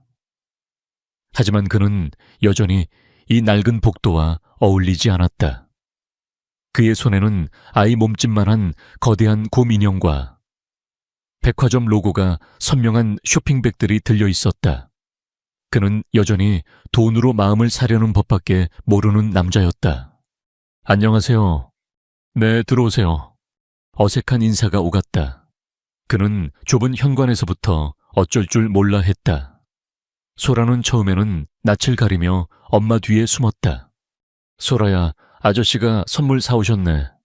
지우는 곰 인형과 장난감들을 거실 바닥에 내려놓았다. 하지만 소라는 선뜻 다가가지 않았다. 아이는 선물보다 그 낯선 아저씨가 더 궁금하다는 듯 동그란 눈으로 그를 관찰할 뿐이었다. 어색한 침묵이 흘렀다. 하나는 차를 내오며 분위기를 바꿔보려 애썼다. 분위기를 깬 것은 소라였다. 아이는 자신의 스케치북을 들고 그에게 다가갔다. 아저씨, 이거 내가 그린 그림이에요. 스케치북에는 알록달록한 공룡들이 그려져 있었다. 지우는 무릎을 굽혀 아이와 눈을 맞추고 그림을 들여다보았다. 이건 티라노사우루스인가? 네, 얘는 스테고사우루스고요. 얘는 트리케라톱스예요, 아저씨. 공룡 알아요. 조금, 나는 커서 공룡 박사님이 될 거예요. 그래서 공룡뼈를 찾으러 여행을 떠날 거예요. 아이의 순수한 열정에 지훈의 얼굴에서 딱딱한 긴장이 조금씩 풀리는 것이 보였다. 그는 처음으로 아이와 어떻게 대화해야 할지 고민하는 듯 했다. 그는 거실 바닥에 앉아 소라와 함께 공룡 그림을 그리기 시작했다. 서툴지만 그는 아이의 질문에 하나하나 대답해 주려 노력했다. 하나는 부엌 식탁에 앉아 그 모습을 조용히 지켜보았다. 거대하고 차가운 세상의 왕이 자신의 작고 초라한 집 거실 바닥에 앉아 6살 난 딸 아이와 공룡 그림을 그리고 있었다. 비현실적인 광경이었다. 하지만 그 모습 속에서 그녀는 희미한 희망의 빛을 보았다. 약속된 2시간이 쏜살같이 지나갔다. 이제 가봐야겠다. 지훈이 자리에서 일어서며 말했다. 그의 목소리는 올 때보다 한결 부드러워져 있었다. 소라의 얼굴에 실망한 기색이 스쳤다. 벌써 가요. 다음 주에 또 올게. 그는 무심코 약속을 했다. 소라의 얼굴이 다시 환해졌다. 현관에서 그를 배웅하며 하나는 아무 말도 하지 않았다. 그가 떠나고 문을 닫자 소라가 그녀의 옷자락을 잡으며 물었다. 엄마, 아저씨, 다음 주에 정말 또 와. 하나의 가슴 한구석이 아릿해졌다. 응, 오실 거야. 그럼 그때는 아빠라고 불러도 돼. 아이의 순수한 질문에 하나는 아무 대답도 할 수 없었다. 그녀는 그저 딸을 꼭 껴안아 줄 뿐이었다. 아직은 너무나 위태롭고 불확실한 새로운 관계의 첫걸음이 그렇게 시작되고 있었다. 평화는 유리처럼 투명하고 아름다웠지만 그만큼 깨지기 쉬웠다. 박하나와 강지훈 그리고 박소라 사이에 조심스럽게 쌓아 올려지던 작은 평화는 세상의 무자비한 호기심 앞에서 속절없이 산산조각 났다. 사건은 강지훈이 하나와 소라의 집을 4번째 방문하던 날 터졌다. 이제 소라는 더 이상 그를 아저씨라 부르지 않았다. 수줍게, 하지만 분명한 목소리로 아빠라고 부르기 시작했다. 지훈은 그 말을 들을 때마다 여전히 어색해했지만 그의 눈빛은 처음의 냉정함을 잃고 부드럽게 흔들리고 있었다. 그날도 그는 소라와 함께 블록 쌓기를 하며 2시간을 보냈다. 그가 떠날 시간이 되자 소라는 헤어지기 싫다며 그의 옷자락을 붙잡고 떼를 썼다. 지훈은 난생 처음 겪는 아이의 투정에 어쩔 줄 몰라 하며 진땀을 흘렸다. 그 모습을 지켜보던 하나는 저도 모르게 작은 웃음을 터뜨렸다. 그 순간 세 사람의 모습은 여느 평범한 가족의 주말 풍경과 다르지 않았다. 지우는 결국 소라에게 다음 주에는 동물원에 데려가 주겠다고 약속하고서야 겨우 집을 나설 수 있었다. 그가 떠난 후에도 집 안에는 따뜻한 온기가 남아있는 듯 했다. 다음 날 아침, 하나는 평소처럼 소라의 유치원 등원을 준비하고 있었다. 잠시 뉴스를 보기 위해 켠 TV 화면에서 그녀는 자신의 인생을 송두리째 뒤흔들 화면을 목격하게 된다. 단독, 계제그룹 강지훈 대표, 숨겨둔 딸 있었다 충격. 화면에는 강지훈의 사진과 함께 미혼모 PC라는 이름으로 모자이크 처리된 하나의 사진이 나란히 실려 있었다. 기사의 내용은 악의적이었다. KJ그룹이라는 거대한 성을 무너뜨리기 위해 한 미혼모가 자신의 딸을 이용해 의도적으로 접근했다는 식의 자극적인 추측이 난무했다. 며칠 전 지훈이 하나와 소라의 낡은 다세대 주택을 드나드는 모습이 파파라치에게 찍힌 사진이 결정적인 증거로 사용되었다. 하나의 손에서 리모컨이 떨어졌다. 온몸의 피가 차갑게 식는 것 같았다. 어떻게 이런 일이... 그때부터 지옥이 시작되었다. 휴대폰이 미친 듯이 울려대기 시작했다. 모르는 번호로 걸려오는 전화와 문자 메시지가 쉴 새 없이 쏟아졌다. 창밖을 내다보자. 좁은 골목길에 이미 몇몇 기자들이 진을 치고 있는 것이 보였다. 카메라 렌즈들이 괴물의 눈처럼 번뜩이며 그녀의 집을 겨냥하고 있었다. 엄마, 나 유치원 늦겠어. 아무것도 모르는 소라가 재촉했다. 하나는 아이를 품에 꼭 껴안았다. 이 작은 아이를, 이 추악한 세상의 시선으로부터 어떻게 지켜야 할까? 그녀는 유치원에 전화를 걸어 소라가 아파서 오늘 하루 쉬어야겠다고 거짓말을 했다. 그리고 집안의 모든 커튼을 쳤다. 집은 순식간에 어두운 동굴이 되었다. 얼마 지나지 않아 강지훈에게서 전화가 걸려왔다. 그의 목소리는 분노로 가득 차 있었지만 놀랍게도 침착했다. 괜찮소. 아무 말도 하지 말고, 아무것도 하지 말고 그냥 집 안에만 있어요. 내가 곧 사람을 보낼 테니 절대 문 열어주지 말고. 그의 목소리는 명령이었지만 그 안에는 그녀를 보호하려는 단단한 의지가 담겨 있었다. 1시간쯤 지났을까. 검은 정장을 입은 경호원들이 아파트 복도에 나타났다. 그들은 기자들의 접근을 막고 하나의 집 앞에 철통 같은 방어벽을 쳤다. 잠시 후 김 비서가 황급히 집으로 들어왔다. 박하나 씨, 대표님 지시입니다. 일단 이곳을 피하셔야겠습니다. 간단한 짐만 챙겨서 저를 따라오시죠. 하나는 망설였다. 이 상황에서 그를 따라가는 것이 옳은 일일까? 하지만 그녀에게 다른 선택지는 없었다. 이 작은 집은 더 이상 안전한 피난처가 아니었다. 경호원들의 호의를 받으며 아파트를 빠져나오는 길은 끔찍했다. 기자들의 플래시가 사방에서 터졌고 질문들이 폭포처럼 쏟아졌다. 강지훈 대표와 어떤 관계입니까? 아이가 정말 강 대표의 딸이 맞습니까? 얼마를 요구했습니까? 하나는 소라의 얼굴을 자신의 품에 파묻고 귀를 막아주었다. 아이가 이 더러운 말들을 듣지 않기를 간절히 바랐다. 그들이 도착한 곳은 가평에 위치한 K그룹의 가족 별장이었다. 북한강이 내려다 보이는 호젓한 산속에 자리한 그곳은 서울의 소란과는 완전히 단절된 별세계였다. 현대적인 디자인의 건물과 잘 가꿔진 정원은 마치 고급 리조트 같았다. 이곳은 외부인의 출입이 완벽히 통제됩니다.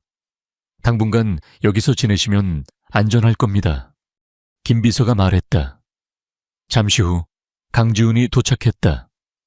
그는 평소보다 훨씬 더 지치고 날카로워 보였다. 괜찮아. 소라야 많이 놀랐지. 그는 소라에게 먼저 다가가 아이를 안아주었다. 소라는 아빠의 품에 안겨서야 긴장이 풀렸는지 울음을 터뜨렸다. 그가 아이를 달래는 모습은 아직 서툴렀지만 진심이 담겨 있었다. 며칠 동안 그들은 세상과 단절된 채 별장에서 시간을 보냈다. 서울에서는 그들에 대한 온갖 추측과 루머가 눈덩이처럼 불어나고 있었지만 적어도 이 고요한 공간 안에서는 그 모든 것이 다른 세상 이야기처럼 멀게 느껴졌다. 지우는 많은 시간을 소라와 함께 보냈다.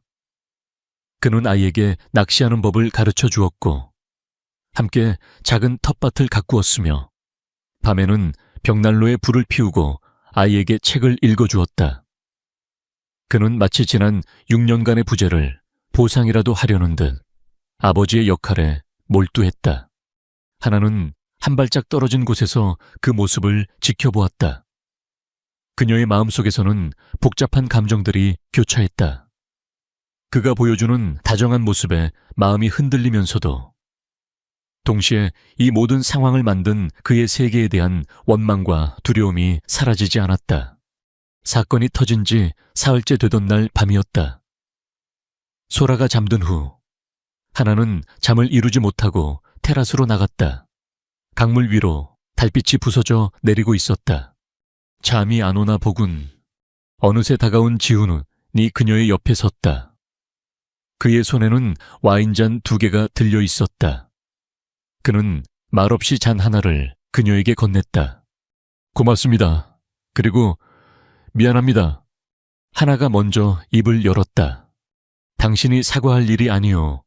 그가 나지막이 말했다. 이 모든 건 내 잘못이야. 내 삶이, 내 세계가 당신과 아이를 위험에 빠뜨린 거지. 두 사람 사이에는 한동안 침묵이 흘렀다. 강물 소리와 밤벌레 우는 소리만이 그들의 침묵을 채웠다. 한 가지 묻고 싶은 게 있어. 지훈이 어렵게 말을 꺼냈다.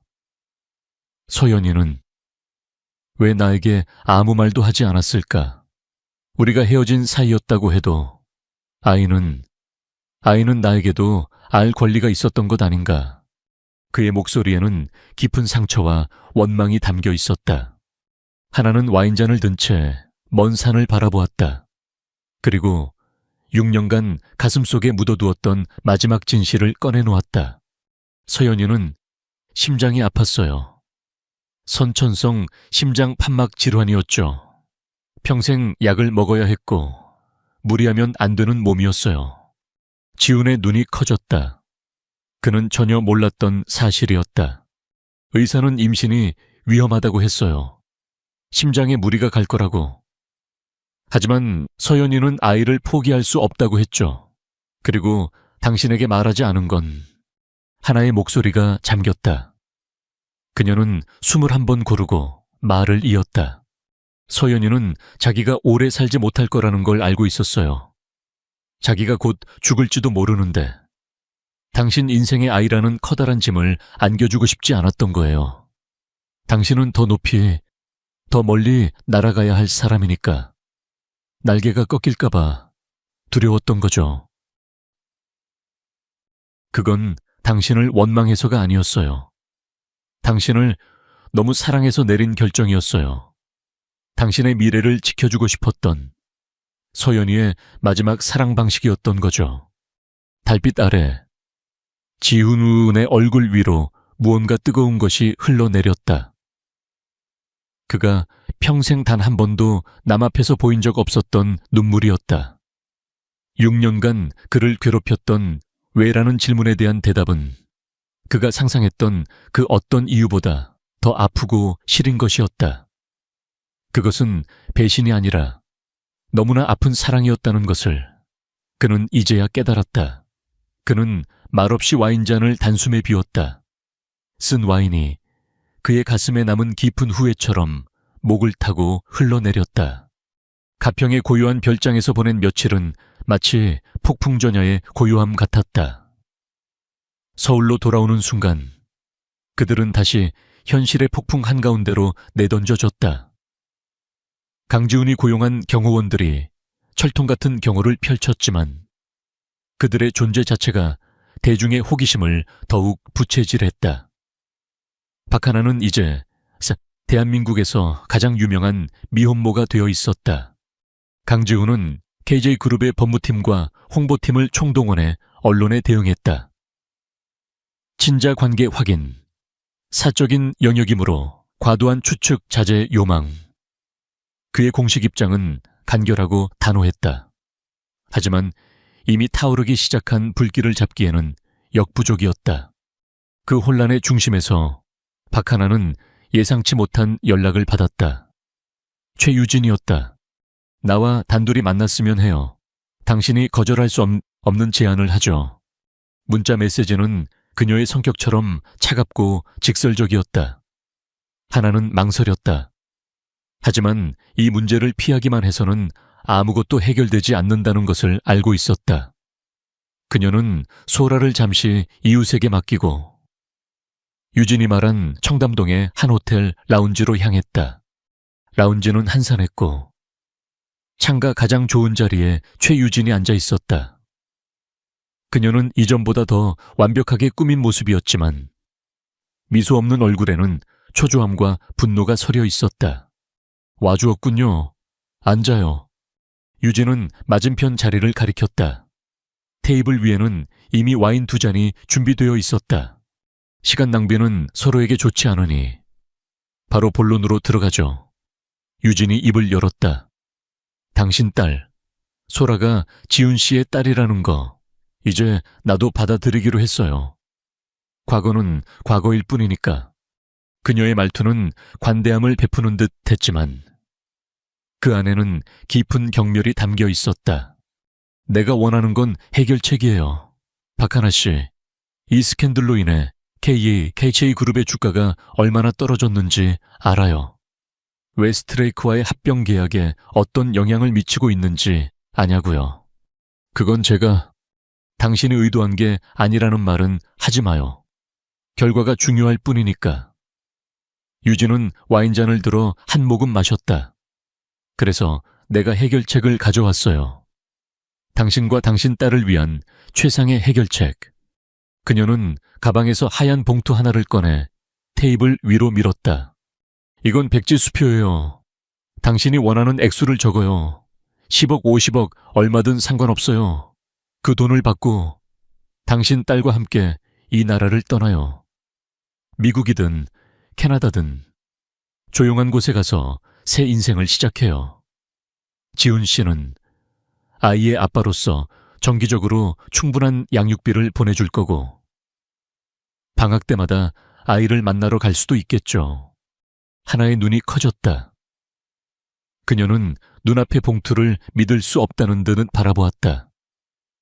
이 여자는 지금 돈으로 자신과 딸의 인생을 사려 하고 있었다. 거절하겠습니다. 하나의 목소리는 낮고 단호했다. 유진의 눈썹이 치켜 올라갔다. 지금 뭐라고? 액수가 부족한가요? 아이는 물건이 아니에요. 최유진 씨. 그리고 아빠는 휴가 때만 만나는 방문객이 아니고요. 소라에게는 아빠가 필요해요. 돈이 아니라. 아빠 유진이 비웃었다. 강지훈이라는 남자가 어떤 남자인지 정말 모르는군요. 그는 일과 야망으로 만들어진 사람이에요. 지금이야 핏줄이라는 신기함에 잠시 아빠 놀이를 하고 있겠지만 그 열정은 금방 식을 거예요. 결국 아이는 그의 인생에 거추장스러운 존재가 되고 말 거라고요. 내가 제안하는 건 당신 딸이 상처받기 전에 떠날 수 있는 마지막 기회예요. 그 판단은 제가 합니다. 그리고 강지훈 씨가 합니다. 당신이 아니라. 하나는 자리에서 일어났다. 더 이상 대화를 이어갈 가치가 없었다. 후회하게 될 거야. 등 뒤에서 유진의 날카로운 목소리가 들려왔다. 강지훈의 세계는 당신 같은 사람이 버텨낼 수 있는 곳이 아니니까. 한편 강지훈은 KJ그룹 이사회실에서 보이지 않는 전쟁을 치르고 있었다. 최유진의 아버지인 최 회장이 포문을 열었다. 강 대표, 이번 스캔들로 인한 회사 이미지 실추가 심각하네. 주주들의 우려가 커. 웨스트레이크 측에서도 이번 합병건에 대해 재고해야 하는 것 아니냐는 말까지 나오고 있어. 사적인 문제입니다. 회사 경영과는 무관합니다. 지훈이 차갑게 답했다. 사적인 문제. 강 대표의 사생활이 그룹 전체를 흔들고 있는데 그게 사적인 문제인가 리더의 불안정한 사생활은 곧 경영의 불안정을 의미하는 걸세. 다른 이사들도 최 회장의 말에 동조하며 지훈을 압박했다. 그들은 지훈의 딸에 대해서는 한마디도 하지 않았다. 오직 경영 리스크와 주가 하락이라는 비즈니스 논리로 그를 공격했다. 지훈은 그들의 의도를 꿰뚫어 보았다. 이것은 최 회장이 자신의 딸, 유진의 자리를 지키기 위해 벌이는 여론전이었다. 합병은 예정대로 진행될 겁니다. 4분기 실적은 창사 이래 최고치를 기록할 것이고 저는 제 리더십을 숫자로 증명하겠습니다. 제 사생활에 대한 평가는 그 후에 받아도 늦지 않습니다. 지훈은 단호하게 회의를 마쳤지만 이사들의 싸늘한 시선은 그의 등 뒤에 비수처럼 꽂혔다. 하지만 진짜 비수는 그가 가장 예상치 못한 곳에서 날아왔다. 그날 저녁 지훈의 어머니이자 KJ그룹의 안주인인 강 여사가 언론과 단독 인터뷰를 했다는 속보가 터졌다. 강지훈 대표의 모친, 강 여사 심경 고백. 아이의 등장이 너무나 공교로워. 어머니로서 신중한 확인 절차가 필요하다. 기사의 내용은 교묘했다. 그녀는 아이의 존재를 부정하지 않았다. 하지만 공교로운 타이밍을 언급하며 박하나를 사기꾼으로 몰아갔고 신중한 확인 절차를 운운하며 이미 끝난 친자 확인 결과를 불신하는 듯한 뉘앙스를 풍겼다. 그것은 아들의 명예를 지키려는 어머니의 우아한 걱정으로 포장된 세상에서 가장 잔인한 공격이었다. 그 기사를 본 순간 박하나는 무너져 내렸다. 다른 사람들의 비난은 견딜 수 있었다. 하지만 아이의 친할머니가 될지도 모르는 사람의 공개적인 거부, 그것은 그녀의 마지막 방어벽마저 허물어뜨렸다. 소라는 이제 아빠의 숨겨둔 딸을 넘어 출신이 의심스러운 아이가 되어버렸다. 그녀는 강지훈에게 전화를 걸었다. 목소리가 절망으로 떨리고 있었다. 봤어요? 당신 어머니. 기사, 내가 해결하겠소. 당장 어떡해요? 하나의 목소리에 날이 섰다. 또 다른 공식 입장문으로 손바닥으로 하늘을 가릴 수 있다고 생각해요. 당신의 세계는 너무나 잔인한 곳이에요. 소라가 감당하기에는 너무나 무서운 곳이라고요. 박하나 씨, 진정하고. 이제 알겠어요. 최유진 씨, 말이 맞았어요. 우리는 당신 세계에 속한 사람들이 아니에요. 소라는 이제 막 당신을 아빠로 받아들이기 시작했어요. 그런데 이제 세상 모든 사람들이, 심지어 당신의 어머니까지도 아이를 의심의 눈초리로 볼 거예요. 아이가 무슨 잘못을 했는데요. 하나의 목소리는 절규에 가까웠다. 그녀는 숨을 몰아쉬며 마지막 힘을 다해 말했다. 우리가 떠나야겠어요. 당신이 없는 곳으로, 이 모든 소란이 없는 곳으로. 그게 소라를 지킬 수 있는 유일한 방법인 것 같아요. 그 말은 강지훈에게 사형 선고처럼 들렸다. 약혼녀의 협박, 이사회의 압박, 그리고 어머니의 배신. 그 모든 것을 견뎌낼 수 있었다. 하지만 박하나가 자신의 딸을 데리고 영원히 사라지겠다는 말. 그것은 그가 감당할 수 있는 무게를 넘어선 것이었다. 그는 처음으로 깨달았다.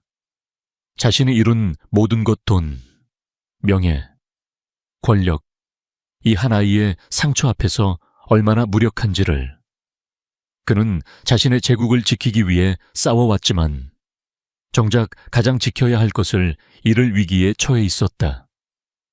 그는 지독한 고독감 속에서 자신의 삶을 건 선택의 기로에 섰다. 박하나의 절망이 담긴 목소리는 강지훈의 심장에 박힌 마지막 파편이었다. 그 순간 그의 머릿속을 지배하던 모든 복잡한 계산과 전략이 사라졌다. 안개 속에서 등대를 발견한 것처럼 가야 할 길이 선명하게 보였다. 그는 더 이상 KGA 그룹의 수장도 명망 높은 가문의 후계자도 아니었다. 그는 그저 자신의 딸과 사랑하기 시작한 한 여자를 이를 위기에 처한 한 남자일 뿐이었다. 그는 자리에서 일어나 겉옷을 집어들었다. 회의실 밖에서 기다리던 김 비서가 놀라 물었다. 대표님, 어디 가십니까? 곧 이사님들과의 저녁 약속이... 취소해. 그의 목소리는 강철처럼 단호했다. 그는 엘리베이터 버튼을 누르고 곧장 지하 주차장으로 향했다. 운전기사를 부를 생각도 하지 않았다. 직접 운전대를 잡고 그는 어둠이 내린 서울의 도로를 질주했다. 그의 머릿속에는 오직 하나의 생각뿐이었다. 붙잡아야 한다. 박하나의 낡은 아파트 앞에 도착했을 때 그는 차에서 내려 잠시 숨을 골랐다. 그리고 망설임 없이 계단을 올라가 초인종을 눌렀다.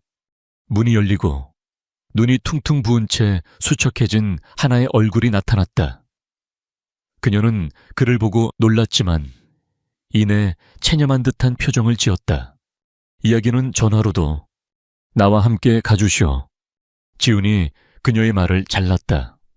그의 눈빛은 그 어느 때보다 진지하고 간절했다. 어디를? 내 어머니를 만나러. 그리고 이 지긋지긋한 전쟁을 끝내내러. 끝내러. 당신과 소라, 둘 다 필요하오. 나 혼자서는 할 수 없어. 그의 말에는 명령이 아닌 부탁이, 지배가 아닌 동행의 요청이 담겨 있었다. 하나는 그의 눈을 한참 동안 바라보았다. 그리고 천천히 고개를 끄덕였다. 그들이 도착한 곳은 서울 성북동에 위치한 강지훈의 본가였다. 높은 담장과 위압적인 철문으로 둘러싸인 그 저택은 마치 외부 세계와의 단절을 선언하는 요새 같았다. 거실에서 그들을 맞이한 강 여사의 얼굴은 얼음장처럼 차가웠다. 그녀는 아들 옆에 서 있는 하나와 하나의 다리 뒤에 숨어있는 소라를 번갈아 보며 냉랭하게 말했다. 지금 이게 무슨 무례한 짓이냐. 저 천박한 것들을 당장 이 집에서. 어머니. 지훈이 어머니의 말을 가로막았다. 그의 목소리는 낮았지만 그 안에는 거역할 수 없는 힘이 실려 있었다. 제 소개를 다시 하죠. 이쪽은 제 딸, 강소라입니다. 그리고 이분은 제 딸의 어머니이자 제가 사랑하는 여자, 박하나 씨입니다. 사랑하는 여자라는 말에 강 여사와 하나의 눈이 동시에 커졌다. 이제부터 두 사람은 제 가족입니다. 어머니께서 이들을 가족으로 받아들이지 않으신다면 저는 어머니의 아들이기를 포기하겠습니다. KJ그룹의 후계자 자리도 이 집도 모든 것을 버리고 세 사람이 함께 떠나겠습니다. 그것은 폭탄 선언이었다. 평생 어머니의 뜻을 거역해본 적 없던 아들의 마지막 통보였다. 강 여사는 충격과 분노로 몸을 떨었다. 네가 지금 제정신이냐? 저런 근본도 없는 것들 때문에 이 어미와 가문을 버리겠다고. 바로 그때였다. 엄마 다리 뒤에 숨어있던 소라가 조심스럽게 고개를 내밀었다. 아이는 겁에 질려 있었지만 용기를 내어 할머니를 올려다보며 물었다. 할머니, 왜 저희가 싫으세요? 소라가. 뭘 잘못했어요? 아이의 맑고 순수한 목소리가 쩌렁쩌렁한 고함보다 더 크게 거실을 울렸다. 그 순간 강 여사의 흔들림 없던 눈빛이 크게 요동쳤다. 아이의 얼굴 위로 자신이 그토록 사랑했던 아들의 어린 시절 모습이 겹쳐 보였다. 똑 닮은 눈, 똑 닮은 인매, 핏줄이라는 거부할 수 없는 증거가 눈앞에 있었다. 지훈은 소라에게 다가가 아이를 안아들었다. 그리고 어머니를 향해 마지막으로 말했다. 선택하세요. 어머니, 저와 제 가족을 모두 얻으시든지 아니면 모든 것을 잃으시든지. 한참의 침묵이 흘렀다. 강 여사는 소라와 지훈, 그리고 박하나를 번갈아 보았다. 그녀의 얼굴 위로 분노와 자존심, 그리고 손자를 잃을지도 모른다는 두려움이 교차했다. 마침내 그녀는 긴 한숨을 내쉬며 굳게 닫혀있던 입술을 열었다. 아가 이리 오너라. 그녀가 소라를 향해 떨리는 손을 내밀었다. 그것은 항복 선언이었다. 그 후 모든 것이 변하기 시작했다. 강 여사는 언론에 공식 사과문을 발표하고 소라가 자신의 유일한 손녀임을 인정했다. 최유진과의 약혼은 조용히 파기되었다.